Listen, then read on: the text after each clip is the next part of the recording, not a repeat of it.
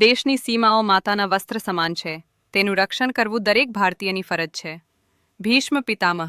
નમસ્કાર દર્શક મિત્રો, સરહદ ન્યૂઝ ચેનલમાં આપનું સ્વાગત છે. હું અનિતા ગોસ્વામી.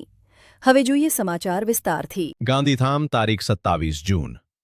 ગુજરાત પત્રકાર એકતા પરિષદ પૂર્વ કચ્છ જિલ્લા દ્વારા માનનીય પોલીસ અધિક્ષક એસપી પૂર્વ કચ્છને આવેદનપત્ર પાઠવી પત્રકારો વિરુદ્ધ કોઈપણ ફરિયાદ નોંધતા પહેલા નિષ્પક્ષ અને પ્રાથમિક તપાસ કરવાની માંગ કરવામાં આવી છે.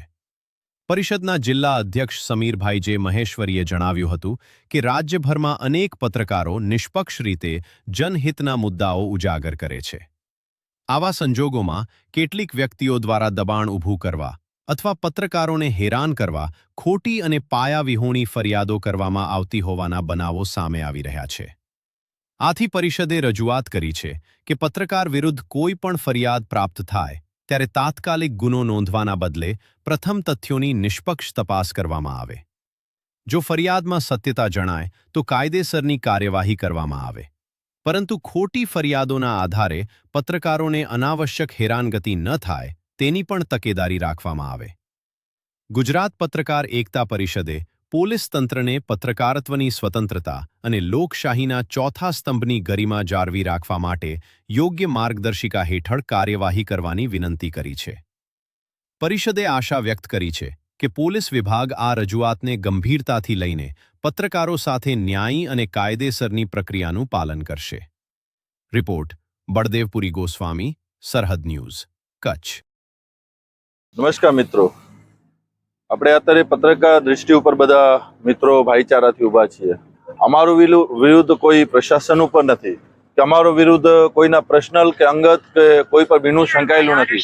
પત્રકાર એટલે દેશ દુનિયાનો ચોથો સ્તંભ ગણવામાં આવે છે. જે મુદ્દે પોલીસ ઇન્વેસ્ટિગેશન્સ કરે છે.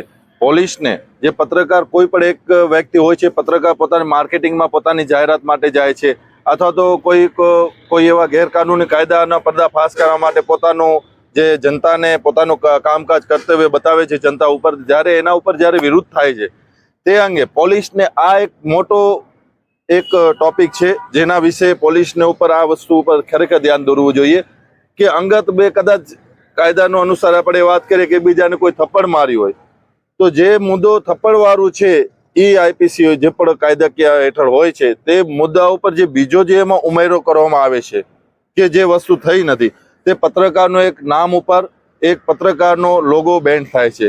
સત્ય વાતનો એ છે કે અમારો કોઈના સાથે કોઈ વિરુદ્ધ નથી. અમારો એક જ અવાજ છે, દેશ દુનિયાની ચોથો સ્તંભ જે પત્રકાર છે જેના ઉપર જે હકીકત જે બનાવ થઈ જાય છે કે ગુના જે પણ હિતનું હોય પણ એને જે જાંચ છે એ બરાબર કરવામાં આવે કે ખરેખર આ પત્રકારમાં જે વિષય જે બનાવ થયેલો છે એ અંગે જ ઉપર કરવામાં આવે. બાકી અમારી માંગ એ વસ્તુની છે કે જ્યારે પત્રકાર વિરુદ્ધ જે પણ કાર્યવાહી જે કાનૂની કાર્યવાહી થતી હોય છે, અમારો એક જ કહેવાનો ઉલ્લેખ છે કે અમારો કોઈ સાથે પ્રશાસન સાથે હોય કે રાજકારણ હોય કે અમારો કોઈના સાથે કોઈ વિરુદ્ધ નથી. અમારો એક જ અવાજ છે કે પત્રકાર ઉપર જે બનાવ બન્યું છે તેની ખરેખર સત્ય રીતે ઇન્વેસ્ટિગેશન જાંચ કરવામાં આવે.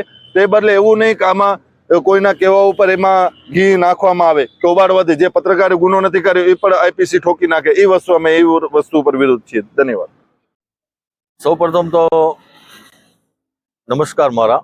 હું સમીરભાઈ મહેશ્વરી, પત્રકાર એકતા પરિષદ અમારું સંગઠન છે એ વતી, અને જેટલા પણ આપણા ગાંધીધામ, અંજાર, આદિપુર, જેટલા પણ આપણા પૂર્વ કચ્છ જિલ્લાના જેટલા પણ પત્રકારો છે એમની વાત ધ્યાનમાં રાખી અને આજે અમે એસપી સાહેબની કચેરીએ આવેદનપત્ર આપેલ છે, જેનો હેતુ એવું છે કે આજે કોઈ પણ પત્રકાર કોઈના વિરુદ્ધમાં લખતા હોય અને સત્ય લખતા હોય તો તરત જ એ પત્રકાર ઉપર પોલીસ ફરિયાદ નોંધાઈ જાય છે.